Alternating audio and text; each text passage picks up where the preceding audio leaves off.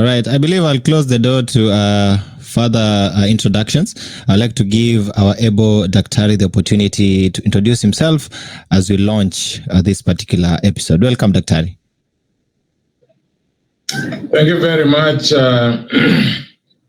I am very pleased to join you this morning. I know that you have been desirous of us engaging on this platform. And on my end, I also thought it was about time for us to converse with one another, because I have since been here for the last 6 months, and therefore I am now well acquainted with the operations of this sector and this State Department in particular. For purposes of our listeners, my name is Kaituko Geoffrey, ANI, the current Principal Secretary in the State Department for Shipping and Maritime Affairs, which is under the Ministry of Mining, Blue Economy, and Maritime Affairs. And so I welcome all of you for this conversation. Thank you very much. All right. Thank you very much, Daktari, for making the time. We appreciate your time, and we are grateful for it. I'd like to start off with something very interesting. I'm a business person, and I know a lot of Kenyans are business people as well. And we are having the high season of avocados, and we are exporting it all the way to China, Europe. Actually, we are being termed as the leading exporter in Africa. And the question on their minds, as it is on mine, is, how safe is their product? As you know, it's being shipped across the world. Could you talk to us about the measures that are in place to ensure safety of cargo, more importantly, exports and imports into the country? Thank you very much for that question.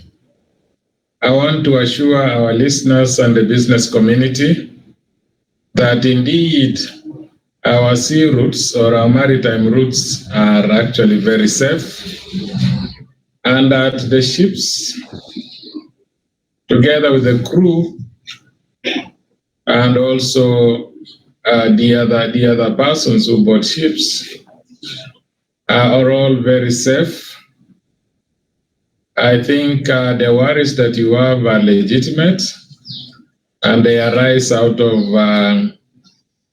the current happenings in the Gulf of Aden and the Red Sea, which also concomitantly has led to the resurgence of piracy, which is a problem that we have dealt with as a nation.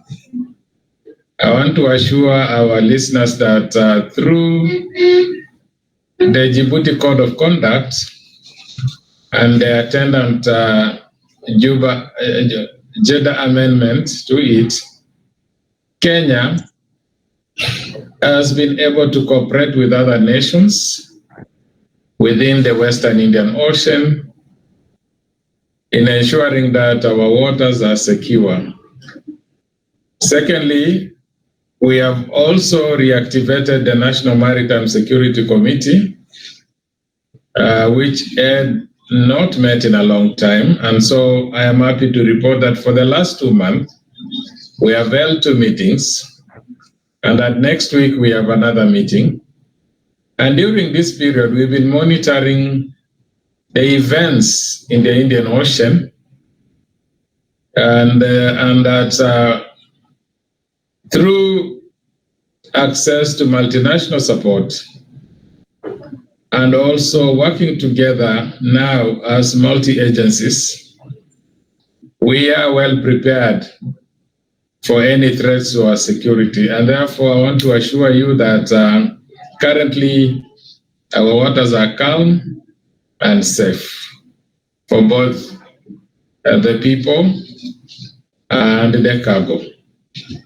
Thank you. All right. Thank you very much.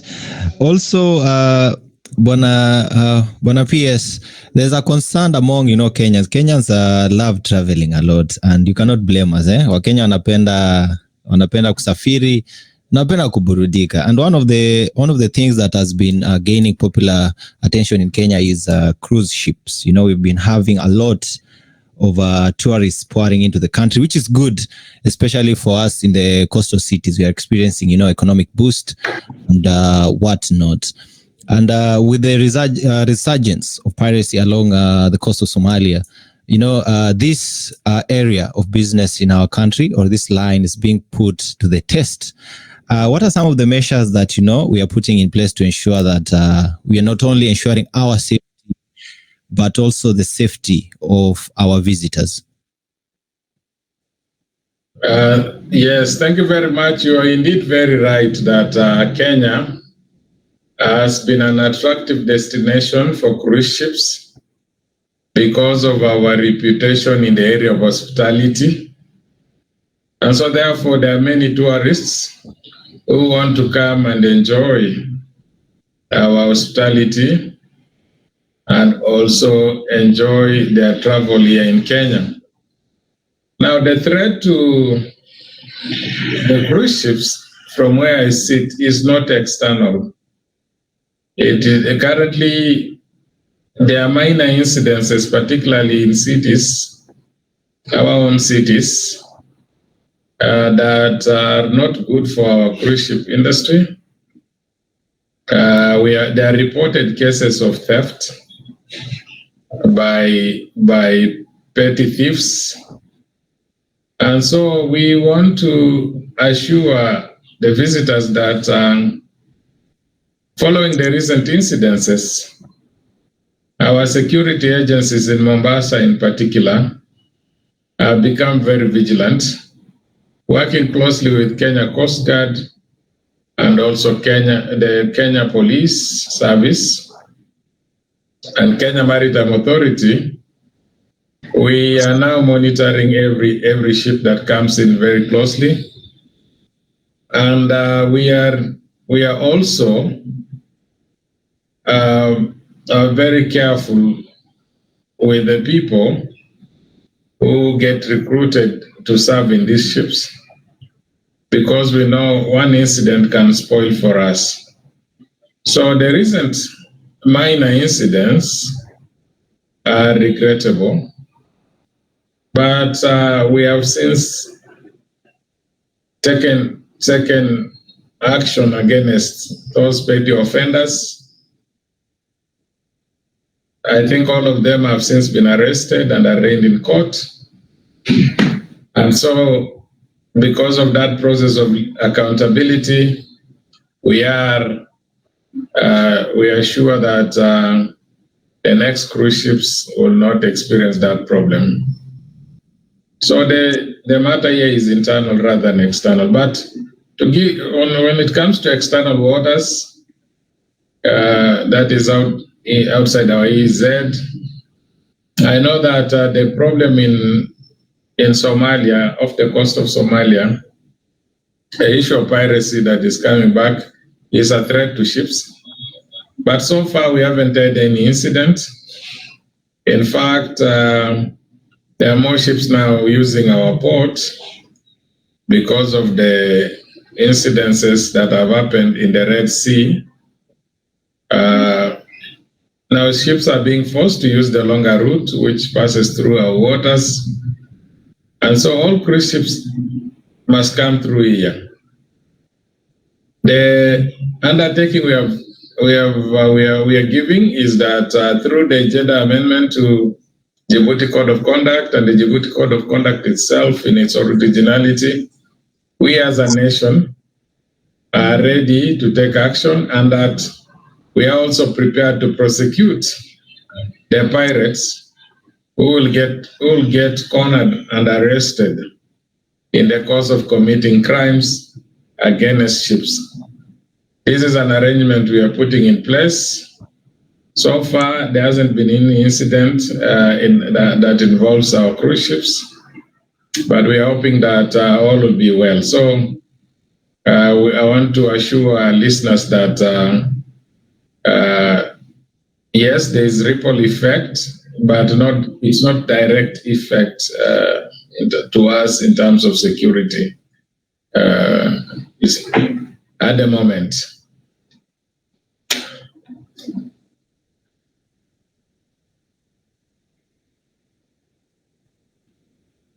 I am done.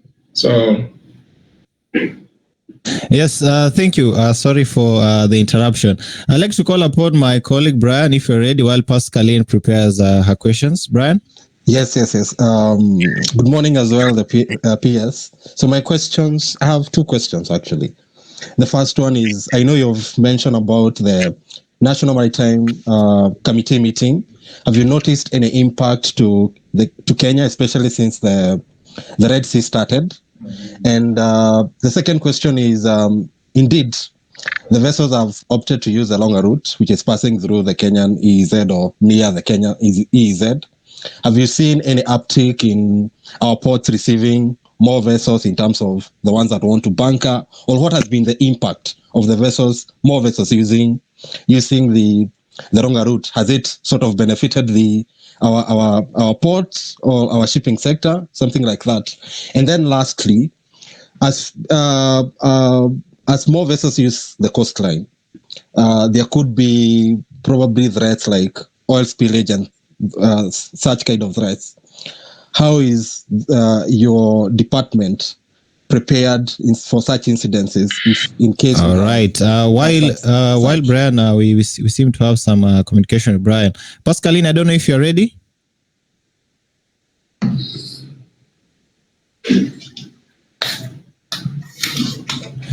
Hello. All right, then I'll go ahead.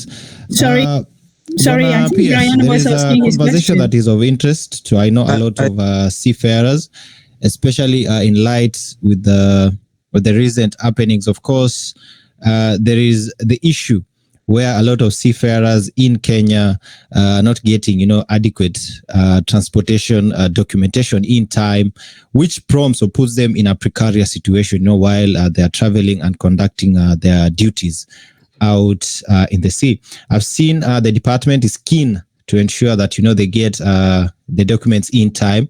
How is this important, and how is it, enabling the department to achieve its mandate?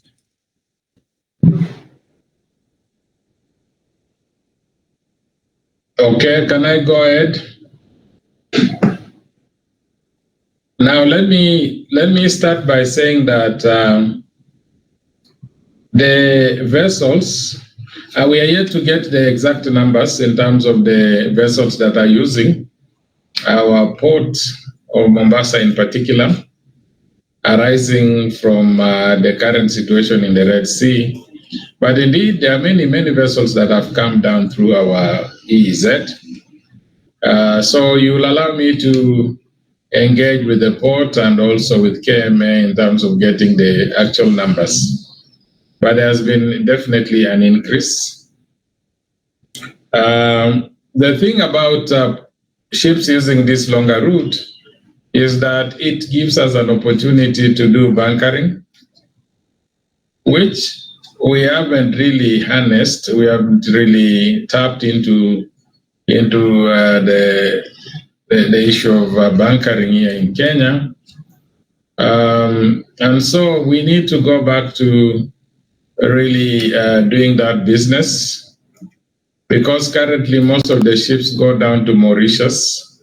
That is where they refuel. And so that is an opportunity for us as a country, and especially the Port of Mombasa.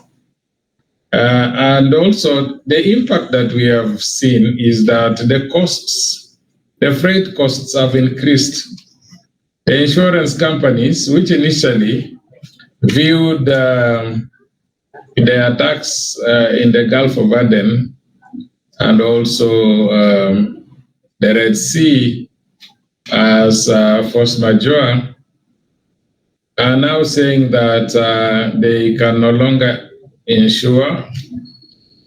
They need the owners of ships must pay more in terms of insurance fees. And so, this comes down to when the insurance fees increase, and also the fact that ships have to use more fuel, this now leads to increase in the prices of commodities. So it's something that's down to our consumers. So that is the impact economically of ships using this longer route. But in terms of security, we are monitoring the situation. Our committee, let me assure you now, we are working very closely together, the security committee. Recently, we had an incident of a Korean fishing vessel disappearing, and our Kenyan Coast Guard Director General, I spoke to him together with KMA DG. We were able to track down that vessel. It was not in our EEZ. We found that it had drifted and gone to Seychelles. We got in touch with Seychelles authorities, and they're the ones who rescued the crew and also the other people who were in that vessel. So we are now able to act very fast because of the fact that we are working together. We have also managed to break down silos. We will continue breaking those that are remaining down, because security is something that requires a concerted effort. It is multi-agency and it is also multinational in nature. And so I am seeing a lot of synergy arising from us working together as members of the National Maritime Security Committee and with support from the International Maritime Organization. And when it comes to your question on pollution or spillage, the Kenya Maritime Authority is well prepared to handle that kind of eventuality. We have built the capacity of KMA, and so there should be no cause for alarm that KMA will not be able to intervene together with the other sister agencies. Your other question was,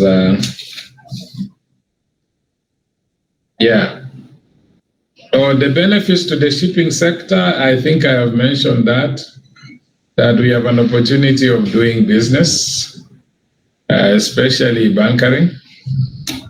But I need to get actual numbers of vessels that have since docked into our port here because of the change of routes. Okay. I think we are having a problem with Ian on his side, but we'll continue.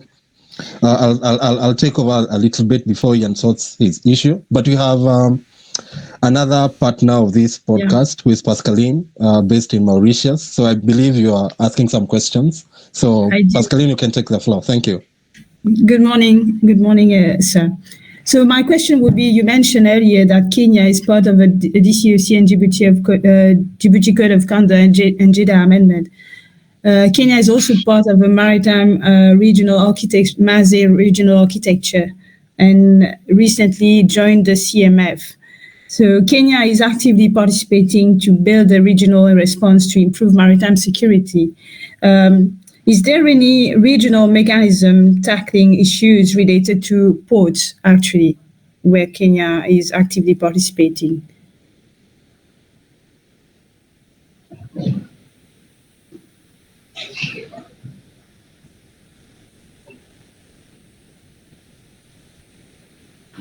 All right.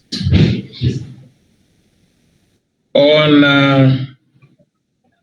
the issue of port security, I want to say that Kenya works very closely with different countries, and especially those countries whose nationals use the Port of Mombasa. As you know, the Port of Mombasa, and also to some extent the port that we're building in Lamu, are ports that we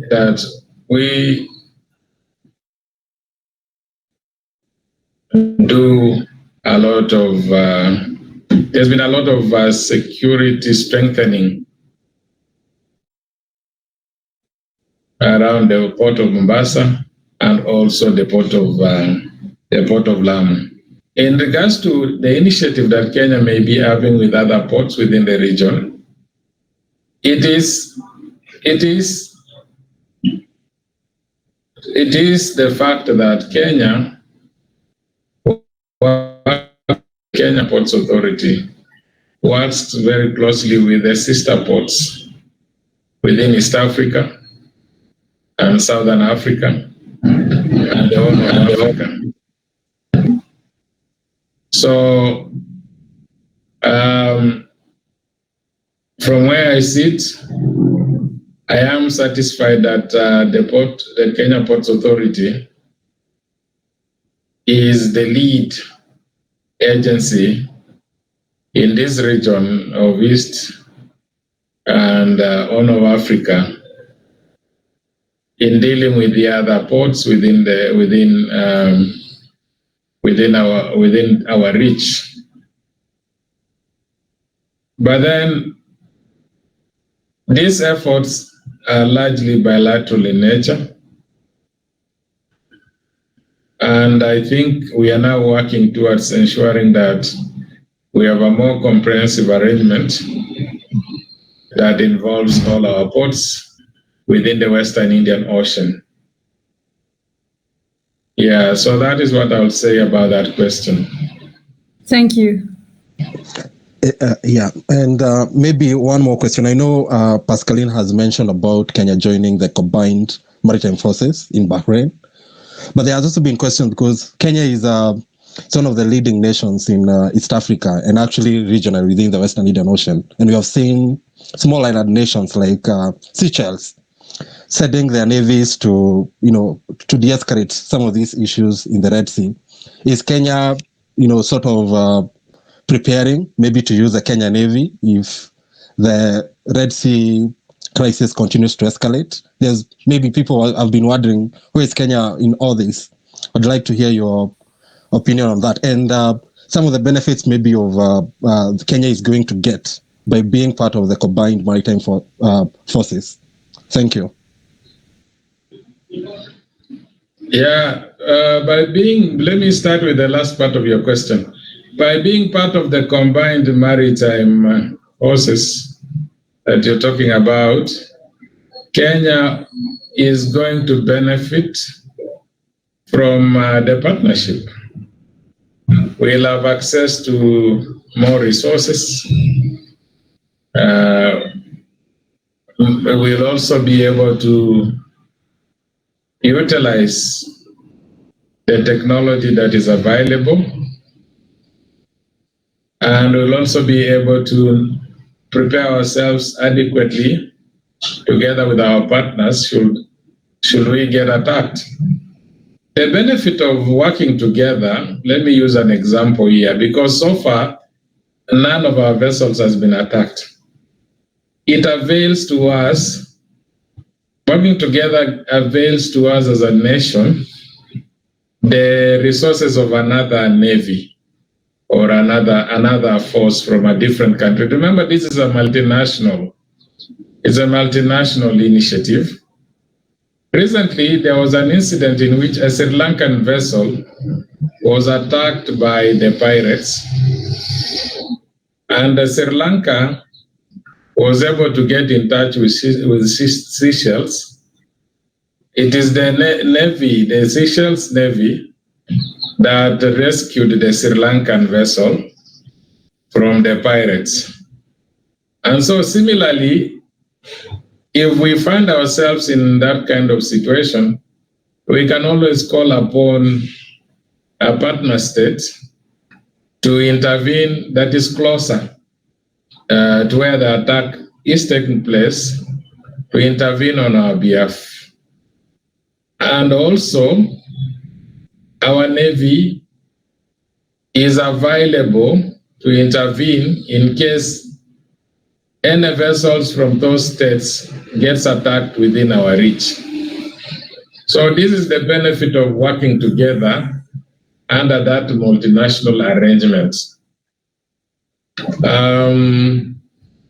But so let me say that Kenya Navy is ready, like yesterday, to respond to any attack on our waters, to any attack on the vessels that fly our flag.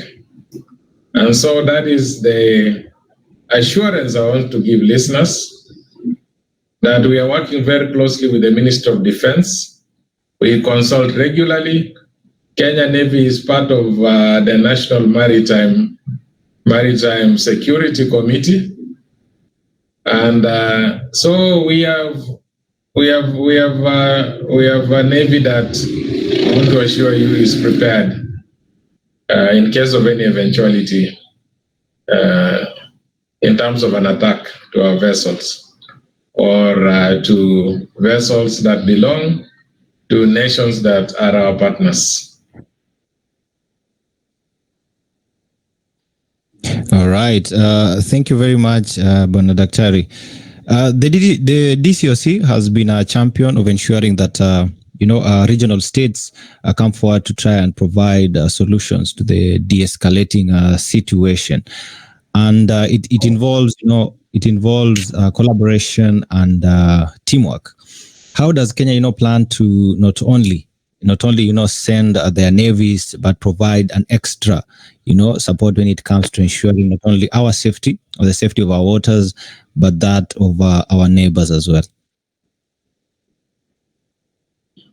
I think I've already spoken to that question, and because security matters are very sensitive matters, I'll really request that you don't push me into sharing information that is only available to the decision makers.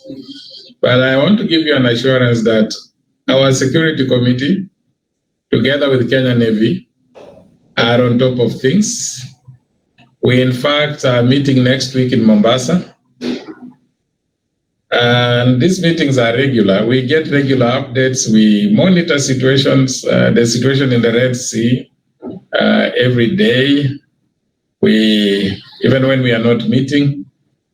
And so, therefore, our plans, the plans that we have, are plans that are informed by the situation that is prevailing at the moment. And so I will not want to divulge information here that is sensitive in nature. I will request that we leave it at that, because I've given you an assurance that our team is prepared to intervene in case of an attack. We are also ready to prosecute the pirates who will be found, who will be arrested rather, for attacking vessels and hijacking them. All right. Thank you for the clarification, Bwana Daktari. I'd like to point you in the direction of infrastructure, and there are critical infrastructures that for example, underwater cables and this sort of thing that are important to the nation. They are supporting critical bases such as finance, healthcare, because right now we are depending on a lot of information that is being moved through internet cables and this kind of thing. The most important structures that are housed by our oceans and our seas. When you talk about such safety, do we have measures to protect our important infrastructures? Could you help us understand how safe our data and infrastructure is? Yes, our data is very safe and our infrastructure is all secure, and we have a specialist team that is multi-agency in nature that is in charge of that particular aspect. And so that is something that we as a country are doing. We are actually very much involved in ensuring that our infrastructure, our data is all secure.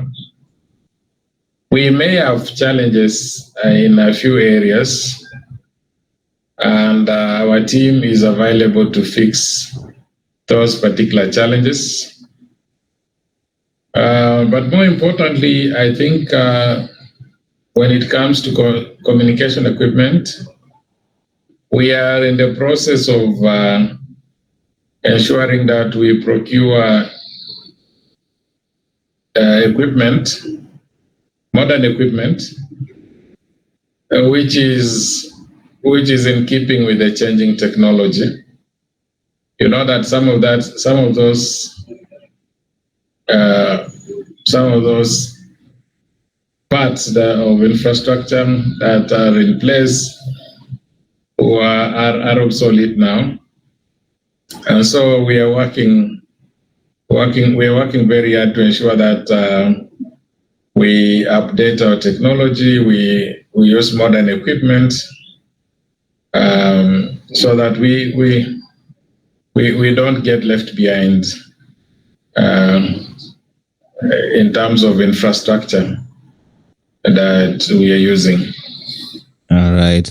Pascaline, while you prepare your question, Bona PS, last week we attended a masterclass courtesy of Esther Listening. You know, it was about digital hacking, where there's possibility of ships being hacked near ports, causing disruption and this sort of thing. We've just touched base on the importance of technology. Do we, as a department, are prepared, when it comes to hacking? Because hackers are not only now hacking banks, they're also, hacking shipping lines and this sort of thing. How well prepared are we as a country? Yes, as a country, I think we have the best personnel in that area. Who are able to deal with potential hacking. We know that hackers can strike at any time. And so we have our IT experts and professionals who are assisting us with ensuring that we protect ourselves from hackers. Yes, that is a potential threat. And so we are alive to the possibility of it happening. And therefore, we have put in place contingency measures with the assistance of our IT teams, both at KMA, KPA, and all the other agencies that are involved. So we are hoping that the measures we put in place will be able to serve as a firewall against any attacks by potential hackers. It is indeed true that no system is immune from hacking, and so we are constantly working to ensure that we are protected from that happening. So we are prepared. All right. Thank you very much. Pascaline, I don't know if you're ready. Yes, I wanted to I would like to mention the cyber criminality, which you already talk a bit about, but there's also the aspect of using drones to attack ports and attack ships, etc. And I would like to know your views about that. And my other questions will be on IUU phishing, as you already know. Even though there's a lot of mechanism in place to prevent that IUU phishing, and it's still on the rise in the region. What is Kenya's strategy at national level, but also at a regional level when it comes to IUU? Thank you very much, Pascaline. We as a nation are working very hard to ensure that we combat IUU. We have recently adopted sea visioning technologies, because as you know very well, we've lived under sea blindness for many years, and that is why EU has been happening.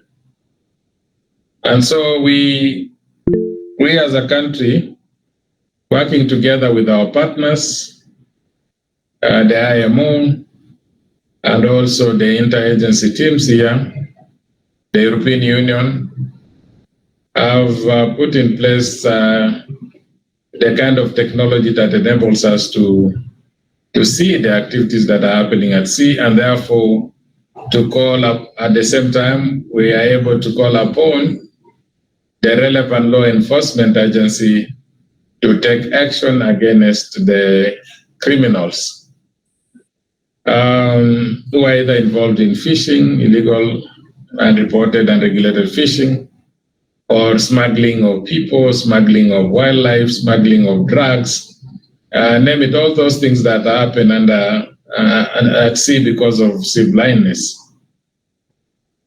Number two is we as a country believe that for us to combat IUU, we need to work very closely with artisanal fishermen, because this constituency is very critical in helping us as a government to really fight IUU.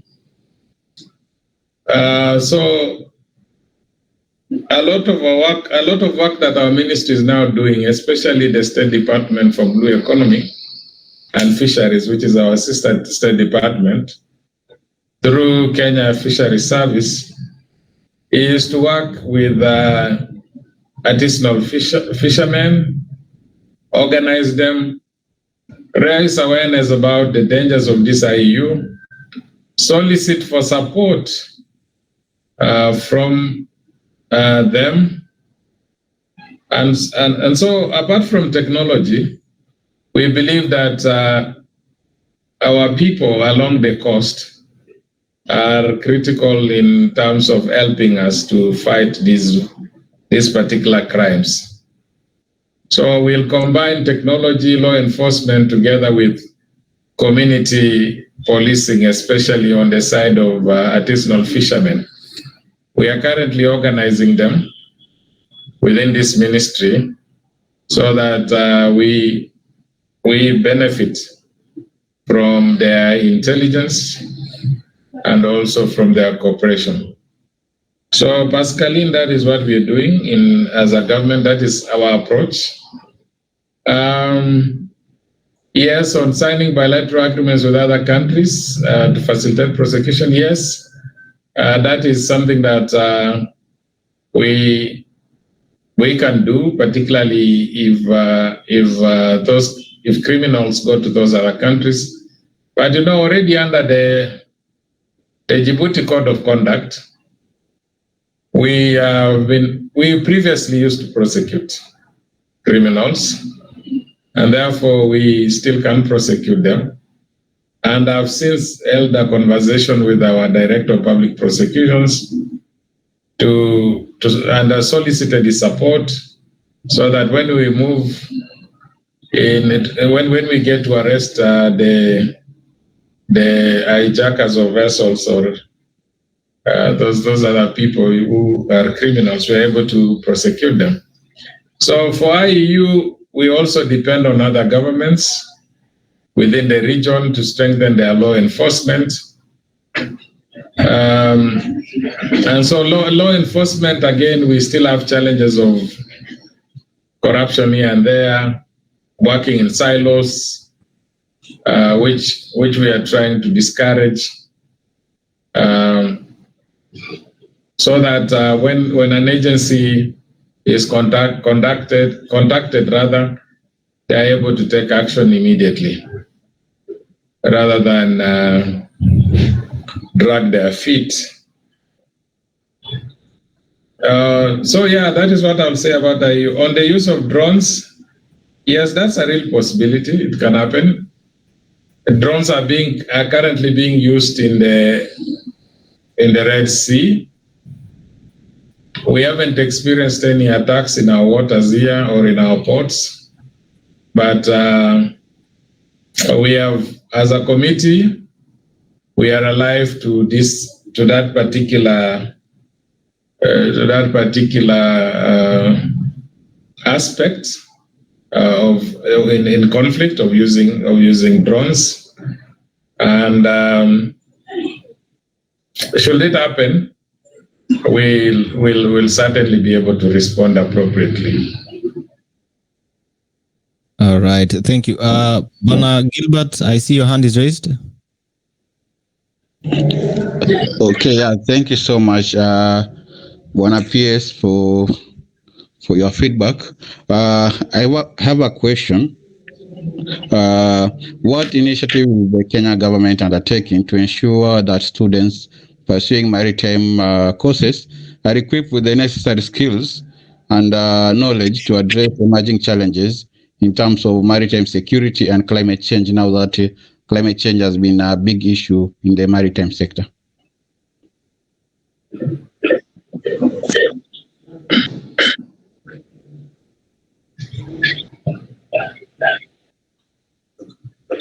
All right.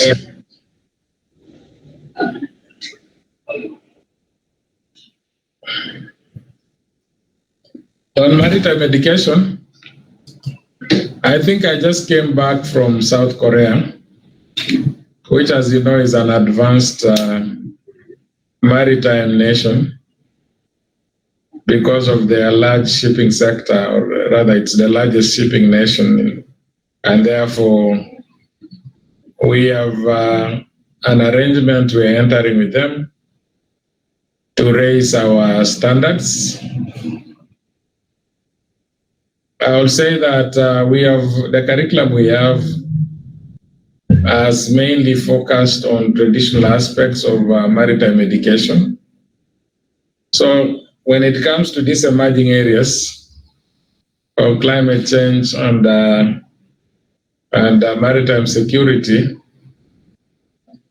these are components of training that we need to incorporate into our curriculum.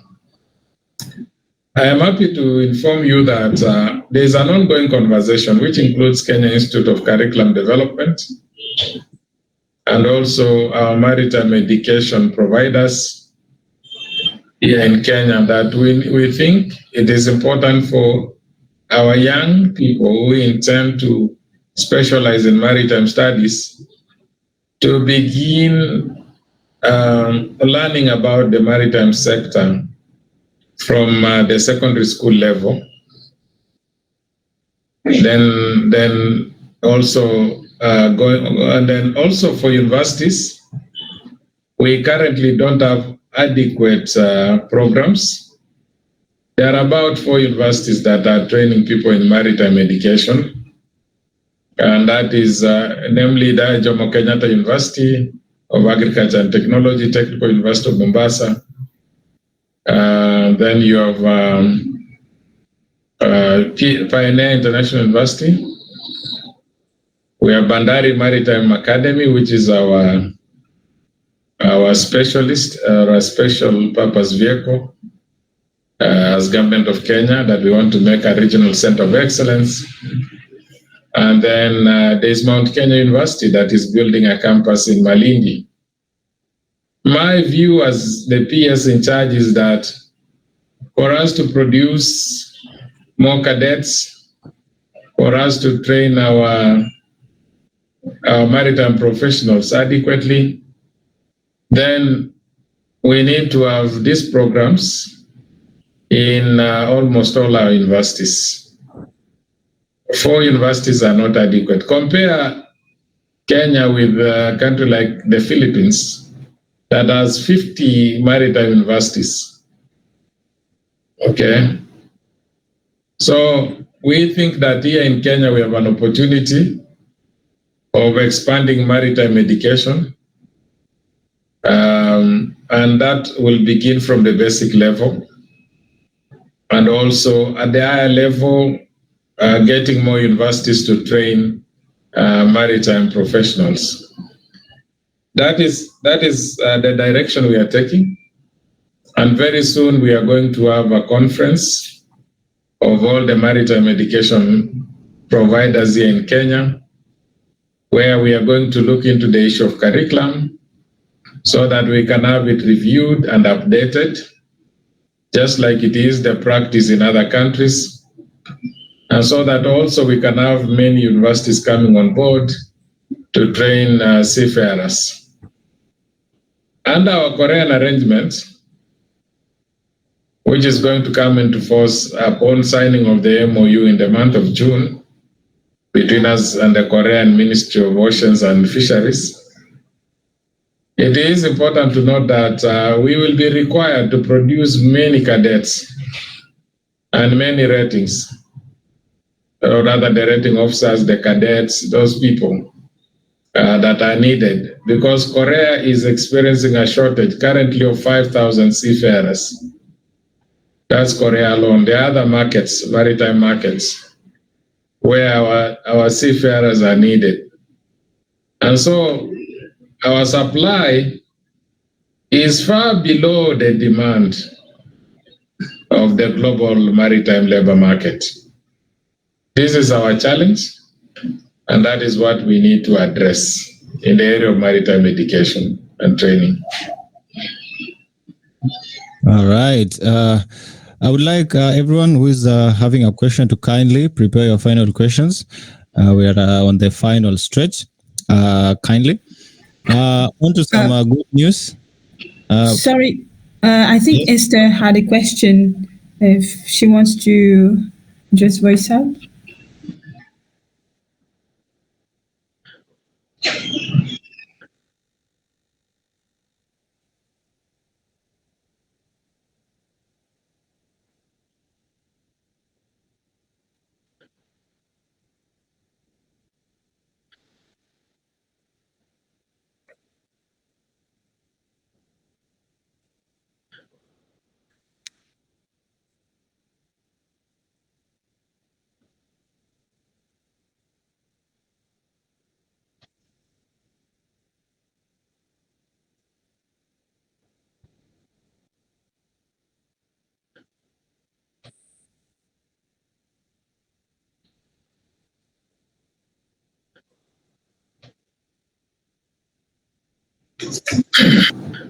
Thank you very much. First, let me thank you, Esther, for your question. On the issue of MOUs, we'll do more MOUs with many countries. There are a number of draft MOUs in the pipeline, and therefore we will update you accordingly once we get to sign these MOUs. It is my intention that we strengthen our partnerships and collaboration with other nations, given that this is a multinational industry and sector. Coming back to our involvement with local communities, one of the first challenges I gave KMA was that they needed to open up because Kenya Maritime Authority is actually the main agency we are talking about. We have since agreed with the board and management that they will increase their presence along all the 6 coastal counties, working very closely with the county governments and also the other government agencies in those particular counties. We intend to have a larger presence. We'll open offices in those counties, have more personnel on the ground. Then there are the 5 Lake Victoria counties and the 2 Lake Turkana counties, plus Nakuru and Baringo, where our presence is critical in terms of addressing the needs of the host communities. By host communities, I mean communities that are living around the water bodies, the lakes, and also along the Indian Ocean.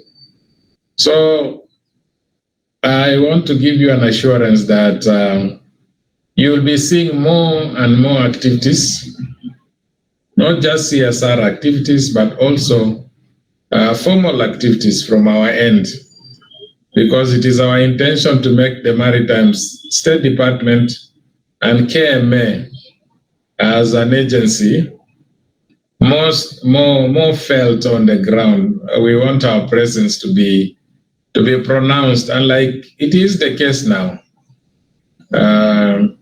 So that is a conversation that began when I became PS here, because of the concerns of local communities and local leaders that we've been insular in operation. And indeed in Kenya, many people don't know what maritime is and what we do.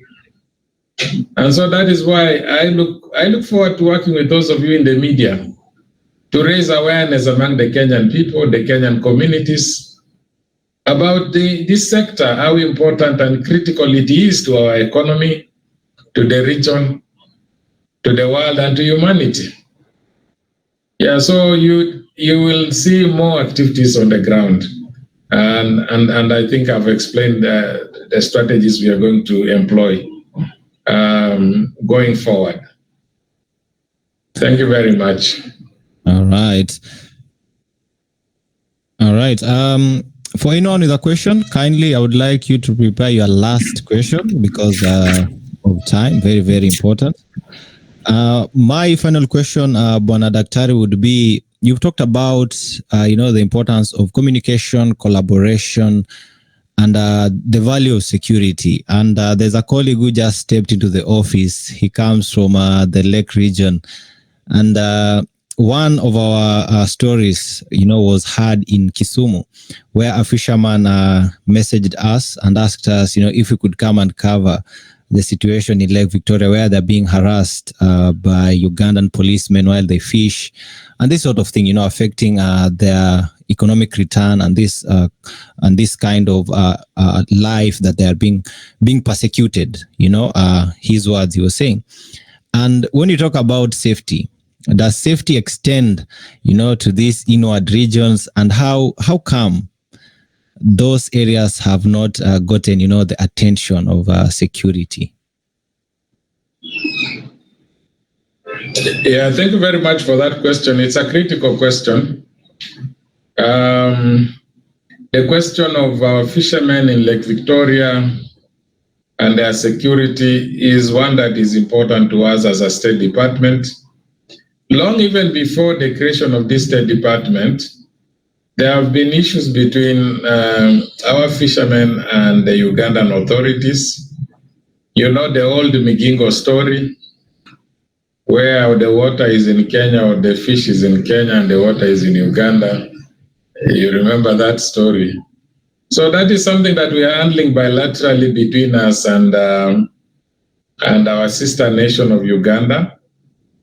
We have our own Ministry of East African Community, which is under another colleague of mine called Abdi Dubat. That is the organ that we use in terms of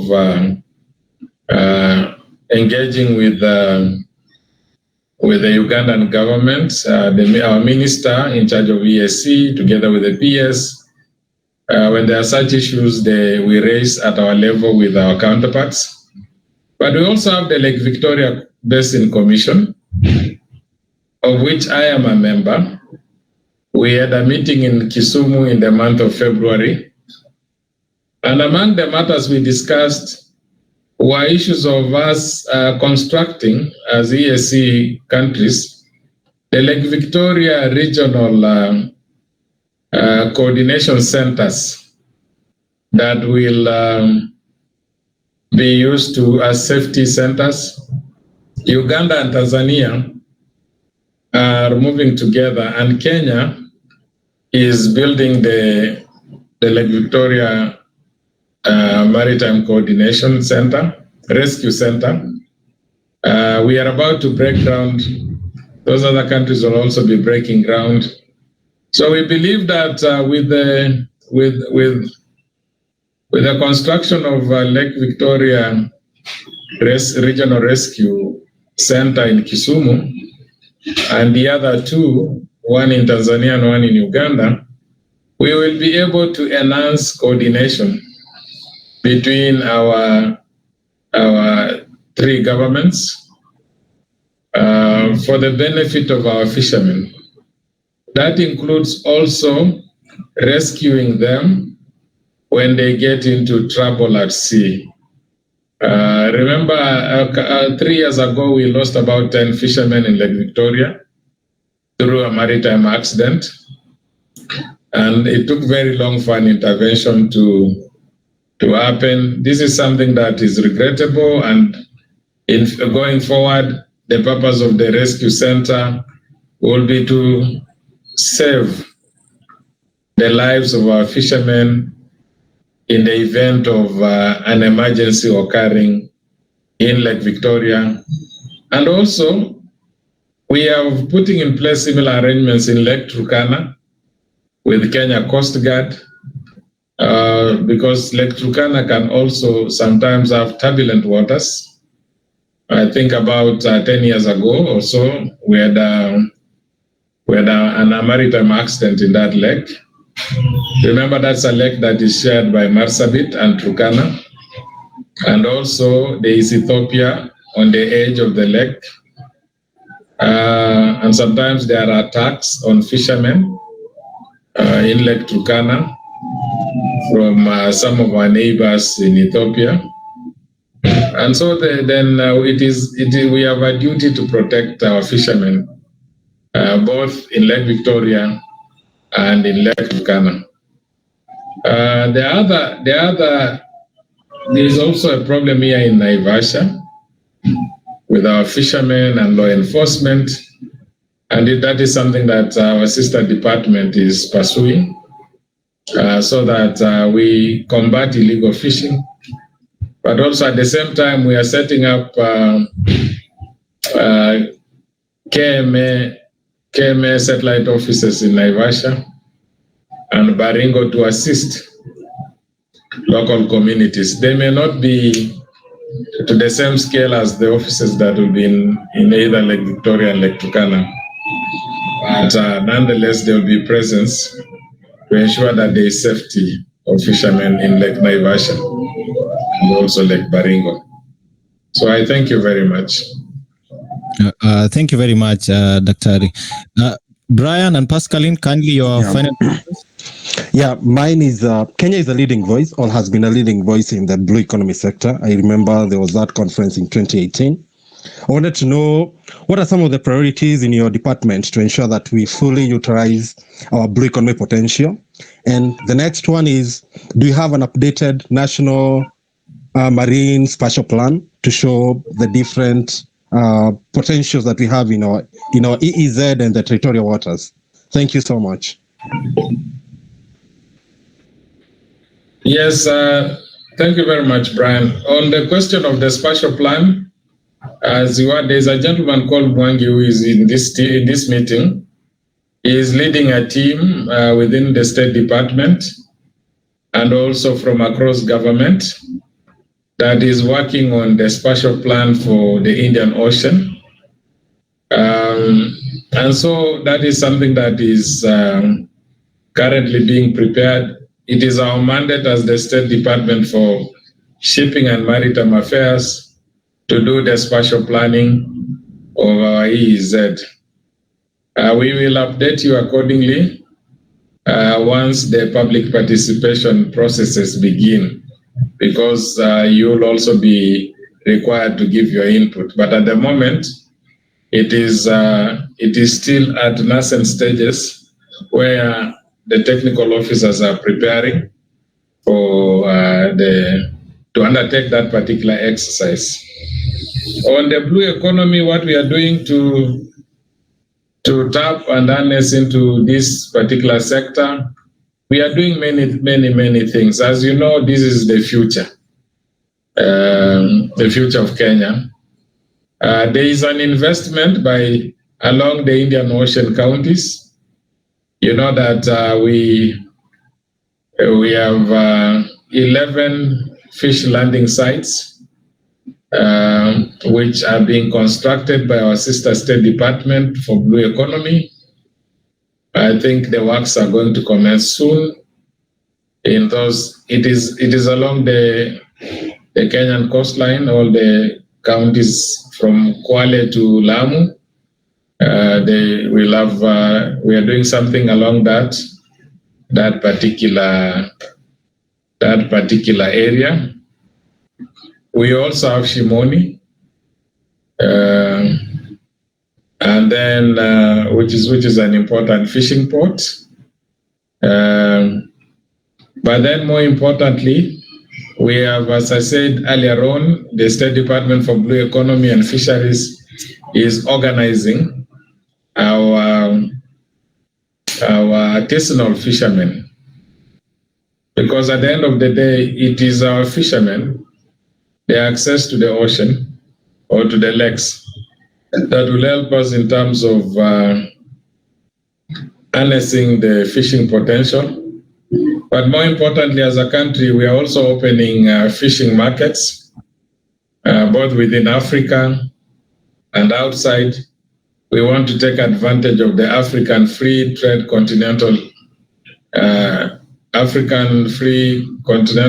area.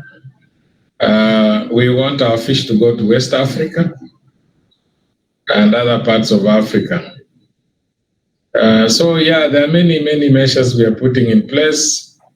Remember, the president established a whole ministry that is now dealing with issues of blue economy and maritime affairs. And for maritime, as you know, we are going to strengthen environmental protection measures. We are going to enhance security so that our waters are safe. When the waters are safe, the shipping lines will be able to come here, and that means more job opportunities for our young people and also for our business people. So it is important for us to continue on strengthening those aspects and also the other initiatives we are taking. Finally, we are in the process of doing our maritime strategy for 2024 to 2027. I think it is in the final stages. We are also working on the maritime security strategic plan. And so all this is happening because we want to really be in a position to exploit our blue economy resources for the benefit of our country. So that is what I will say for now about that. Next question.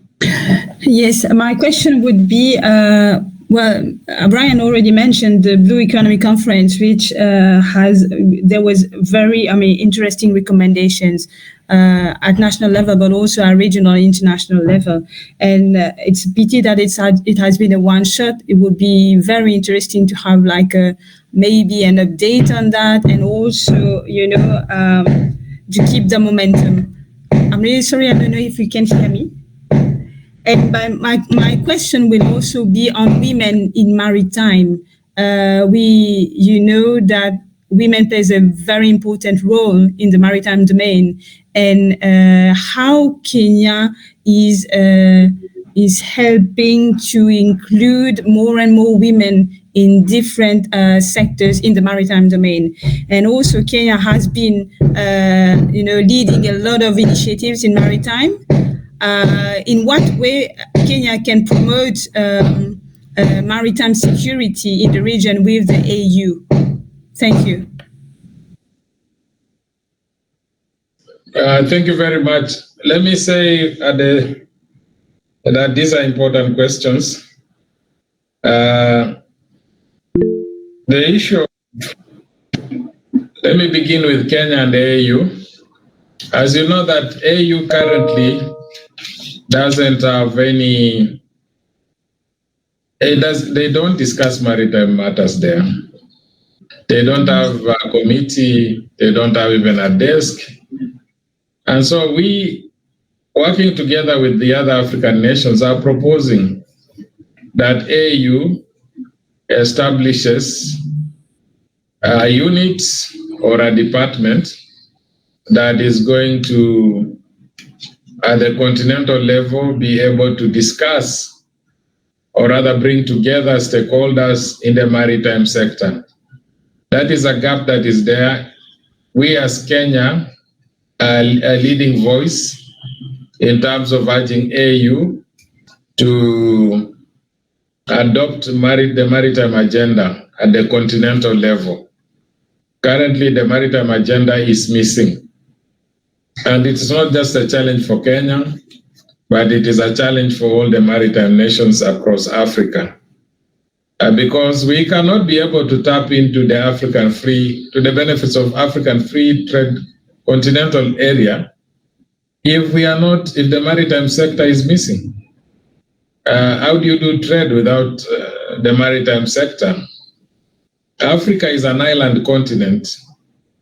We have an opportunity of having a continental cabotage.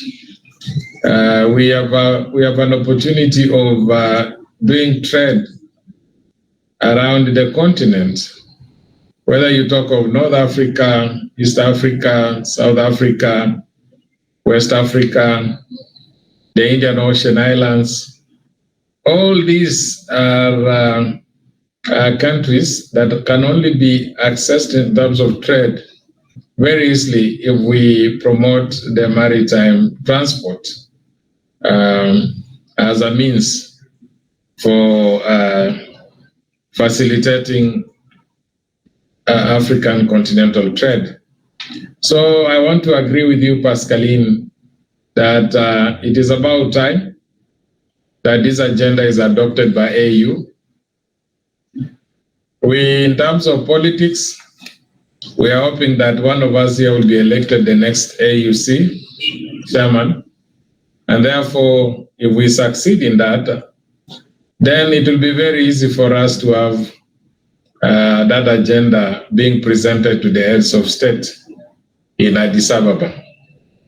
But for now, we have to continue working with our governments in ensuring that AU adopts the maritime agenda as an important part of their deliberations.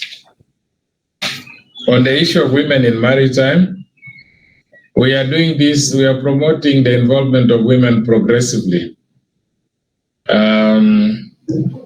I think today, I would say that the involvement of women in our maritime sector is at a higher level compared to a few years ago when my former predecessor, Nancy Karigidu, started. And so through our efforts and the efforts of other players within the region and within the country, we have seen an increase in the number of Kenyan women participating in the maritime sector. In the month of November, that was a month after I joined the State Department, I had the honor of presiding over the African Cabotage Conference in Mombasa. And I was very pleased to see that the percentage of women who were present in that conference was very high. I mean, it wasn't 50-50, but I would say about 35 to 40% of the total participants. And that is a conservative estimate, but it's an improvement from those years when it was only the males with one female or two being present in meetings. So we will continue working with women. We have an organization of women in maritime. We support them. And we will want as many Kenyan women and also African women, by extension, to be involved in this particular sector. In terms of seafarers, we are training there are now many females in our institutions. training as seafarers. And that includes Bandari Maritime Academy and all the other universities that are offering maritime education, because it is those institutions that are the source of the workforce in the maritime sector. And so when you have more female students joining the maritime educational institutions, it means that the future is bright for women in maritime, because you will continue having seafarers and other professionals who are females participating in the sector, arising from their training in institutions of higher learning. All right. I did not get your first question very well. I think the AU question I have answered. This other question on women in maritime. Pascaline, there was the first part of your question. Yes, sorry. Yes, the first part was actually on the Blue Economy Conference, where there was Yes. very interesting, recommendations at regional, but national level. You already talk about a regional and international level. So will there be another conference? Yes. Let me say that because I'm in this ministry, I am sometimes privy to what happens in the sister state department. Indeed, there is a conference which is coming up in the month of July, a major Blue Economy Conference. I think it will be held in Mombasa. And so that conference will be the second conference after the first one of 2018. There are a lot of things that have happened since 2018. The last administration which we had here zealously implemented a lot of the recommendations from that conference. And I think this administration is taking the blue economy and the maritime sector to another level. And so you are going to have that conference in the month of July for blue economy. We will also have another conference on green shipping, which will now be under me. And also an African Continental Conference here in Kenya. We are yet to agree on the month. I think we'll do that on Monday.